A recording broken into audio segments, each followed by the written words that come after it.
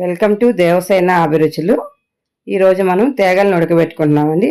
ఆంధ్రలో తేగలు అంటారు, తెలంగాణలో గేగెలు అంటారండి. వీటిని తాటి చెట్టు నుంచి మనకు తాటి పండ్లు వచ్చి తాటి పండ్లు మట్టిలో పోడ్చినప్పుడు మనకు ఇలాగా గేగెలు అనేటివి ఊరుతాయండి బాగా. అవి తెచ్చుకొని ఈ విధంగా ఉడకబెట్టుకొని తింటాము.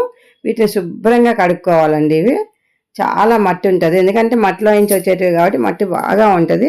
ఒక 4-5 సార్లు కడుక్కున్న తర్వాత కుక్కర్లో పెట్టేసుకొని ఒక 2 గ్లాసులు వాటర్ పోసేసుకొని ఉడకబెట్టుకోవాలండి. ఇవి ఒక 8 విజిల్లు వచ్చే వరకు మనం విజిల్స్ పెట్టుకోవాలి. 8-10 పెట్టుకున్నా బాగానే ఉంటుందండి. మంచిగా బాగా ఉడకాలి కాబట్టి మనం కుక్కర్లో పెట్టుకుంటే బాగా ఉడుతుంది.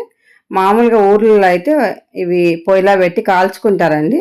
కాల్చుకుంటారు, తంపటేస్తారు. తంపటి అంటే కుండలో పెట్టి మూత పెట్టి కింద నుంచి మంట పెడతారండి. కుండలో వాటర్ ఏమి పోయరు, దాన్ని ఆవిరికి ఉడుకుతాయండి. పైన ఒక కుండ మీద ఇంకొక